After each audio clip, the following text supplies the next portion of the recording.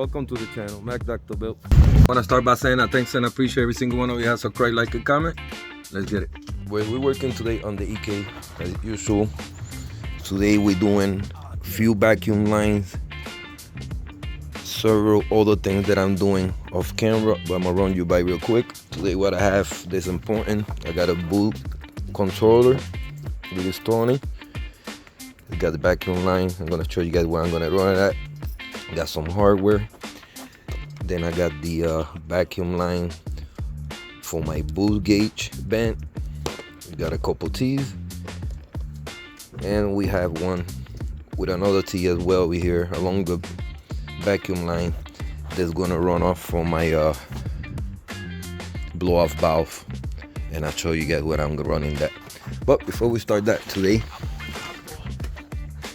I just want to say that I'm doing something off camera today. Someone pointed that out in a comment today, and I couldn't agree anymore with that person in the comment, because when it's true, and it's true, it's facts. So I got the 90 pipe. You see me, I waited for it.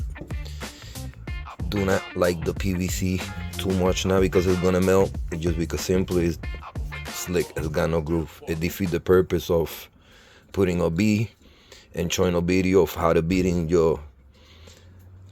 a bead on your intercooler piping, and then have something that might slide off, and that might be the weakest point on the chain link. So show you real quick. Got some extra piping. I should have done this, being lazy because I didn't want to put in the work. Now I have to. So I got this 90 elbow. I'm gonna simply trim it right around here, close as I can. Put a B, put simply one coupling, one B-bend, and that's done. It's tied up, wrapped to the car. It's all the original piping that it came with it, and it's gonna be much better than having 4, 5, 6 clamps on one unit and something that do not look right with the rest of it. That's just my point of view. So off camera, I'm gonna take care of that today at some point in the video. Will be taken care of. So I want to address that. To the person that comment below, I appreciate you. Thank you for the support. Your comment didn't get unnoticed. I did notice it too, and it bothered me from the beginning with. So we're gonna do it correctly right today, and I appreciate it for the suggestion. All right, boys. So moving on. First thing I want to do is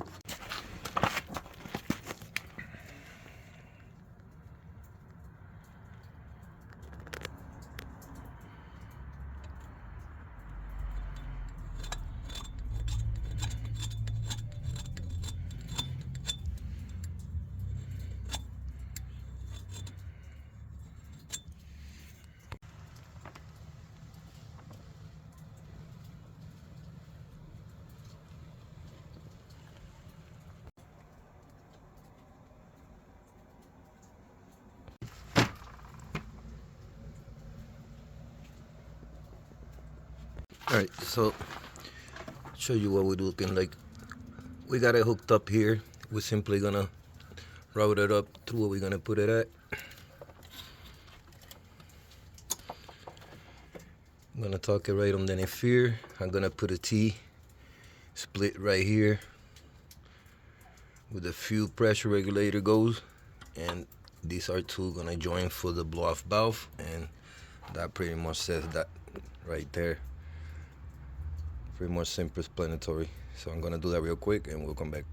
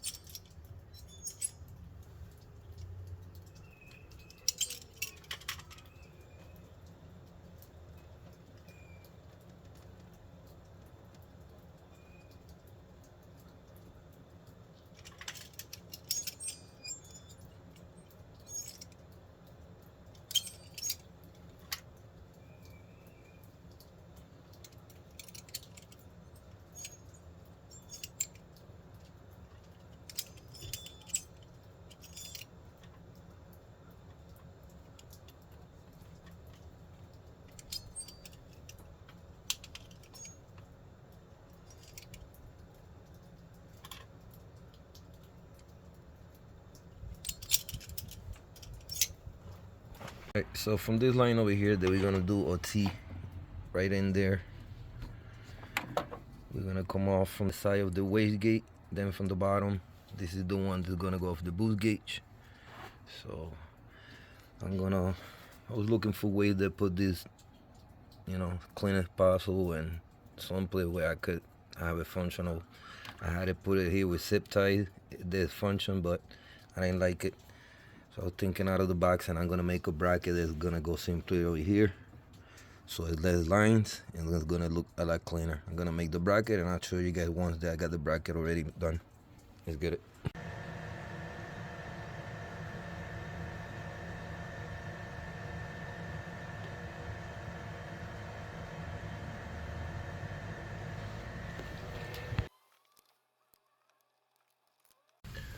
Alright boys, if you guys seen, I made the homemade bracket. We got the boost controller right in there, so I'll be able to run my line from here to the wastegate, down onto the boost gate. No problem. It's out of the way. Look kind of nice and clean. That's not going anyway. Nice and secure. Boost gauge is being finally installed in the right spot that it needs to be. Now I'm gonna run my vacuum line so that we have that set. Let's get it. All right, boys, better view. So again, I position it down here. I got my wastegate port or vacuum coming out line. We're gonna join right here with a T, so that's cleaner than one we were gonna have all around. And now we got the turbo side down, which we're gonna use for the boost gauge itself. And yeah, that's looking money. So I'm gonna get to split this, join it with a T. I'm gonna have to get after a couple brackets, but simply to get these vacuums going. Final like this, things is looking good. All right, boys, so we have made progress. We have done this 90-degree elbow, replaced it with aluminum, less couplings, less B-vents. We got rid of these grooveless 90-degree elbow. We got the blow-off valve connected in place. We got it with the T. Got the boost controller right in that bracket, the bottom of the turbine. With the 90-degree elbow goes the reducer elbow. So I got my hose coming out. I got to join it right here. And off the bottom of the boost controller, we're going to the boost gauge itself, which we got the hose over here. So this is looking promising, boys. We're making progress.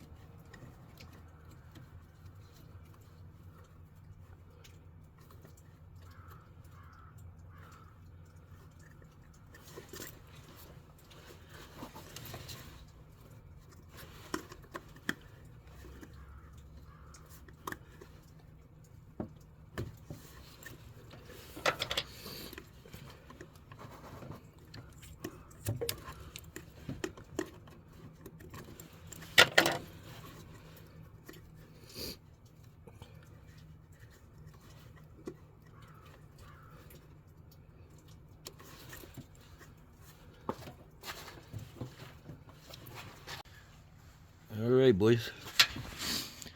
This line coming off the wastegate boost controller is coming off into the wastegate itself, split into a T. I just gotta get 2 small clamps over here, but at the moment I'm not turning on the car, so it'll be fine. So I'm gonna go to the hardware store and just getting some. But the lines and the T work and the boost controller is installed. I gotta run the one over here. This going to the boost gauge, which I'm gonna put the hose here now and run it. And then on some other occasion I'll run it through the firewall itself, but this is pretty much it, boys.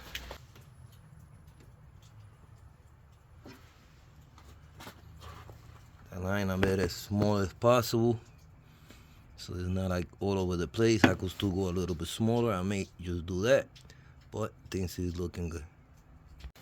Alright, boys, this is pretty much set. This is my last line. This is going to the boost gauge itself. I'm not gonna be able to run it today, because running it from here to the firewall, I may be a foot or 2 short. So I could just try to see if I could get some at the other part. But overall, you guys looking at the boost gauge install, the vacuum line, the T into the wastegate. We got that already set up in place with a homemade bracket, secure. So we'll be able to do the lower or higher boost, control it when the time comes.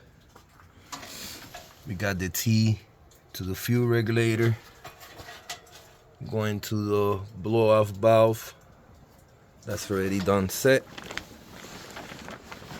Intercooler pipe is finished correctly. Things is looking mighty good, boys. All right, we're gonna wrap this short. Apologies, this is a short video. Again, I'm trying to do everything on the car that I need to do to finish it. And it's like little things now. As far as I'm concerned, all I have to do is, for this turbo build, is install my sandwich plate, drop oil. We gotta run a line to the feet of the top of the turbo. Then we gotta drop the oil pan. Figure out where we're gonna get an oil pan with a 10 AM fitting, so that we could do the line for the drain of the bottom of the turbo. And that should be it, man. But things is looking mighty good. So we're gonna wrap this up here. I'm gonna catch you guys in the next ones. This is how things is looking. I'm gonna thanks and I appreciate every single one of you that have subscribed, like, and comment.